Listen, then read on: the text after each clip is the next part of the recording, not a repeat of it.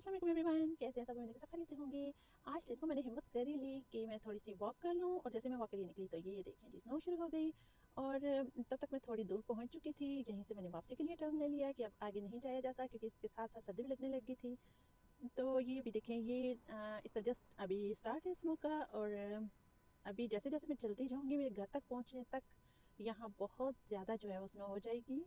और इसमें मुझे तकरीबन 20 मिनट लगे घर तक पहुँचने तक, और 20 मिनट में आप देखें कितनी स्नो पड़ जाती है यहाँ पे।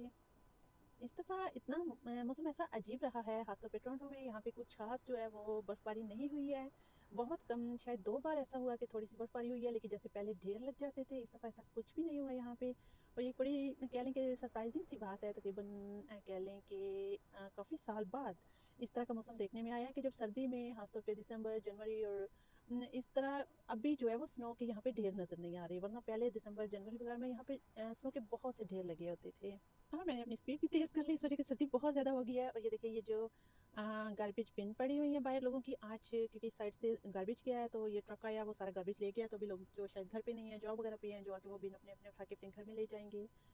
और मेरे ख्याल में एक इकलौता दरख्त है यहाँ पे जिस पे मेरी नज़र पड़ती है, जिस पे अभी तक पत्ते हैं। शायद ये कोई सदाबहार किस्म का दरख्त है, वरना इस सर्दी में तो कोई एक भी दरख्त ऐसा नहीं होता जिसका कोई पत्ता जिस पे बचा हो। एक वाहिद ये दरख्त है जिसके पत्ते सर्दी और गर्मियों में एक से रंग के रहते हैं। कनाडा, जो हज़ारों लोगों के दिल की धड़कन कह लें, एक ऐसा मुल्क है जहाँ पे आने के लिए नौजवान या जवान जो है वो बहुत ज़्यादा अपना रुपया पैसा देने को भी तैयार रहते हैं।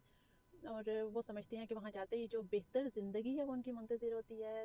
लेकिन स्ट्रगल तो करनी पड़ेगी, ऐसे बेहतर ज़िंदगी तो कहीं भी नहीं मिलेगी।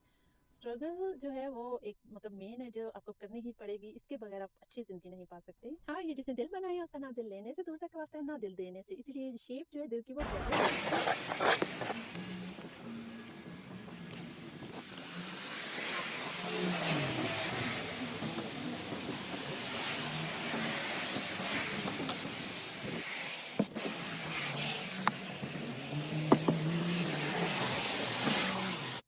तो ये जो जो काम होता है कि गाड़ियाँ साफ़ करना, इसके अलावा फिर अपने घर के सामने ड्राइववे साफ़ करना, अपना आने-जाने का जो रास्ता है उसको साफ़ करना, इससे बहुत ज़्यादा कुफ़्फ़त होती है।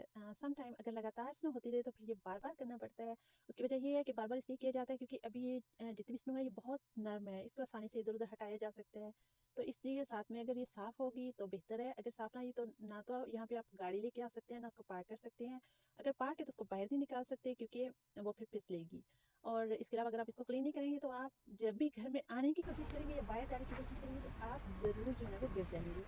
तो इसलिए अपने हाथ-पाँव अगर सलामत रखने हैं, तुड़वाने नहीं है, तो फिर इसको बार-बार साफ़ करना पड़ता है। ये था मेरा आज का व्लॉग, और इसको प्लीज़ लाइक कर दें, मेरे यूट्यूब चैनल को सब्सक्राइब कर दें। तो बहुत सा ख़्याल रखिएगा, मिलेंगे अगली किसी वीडियो में। तब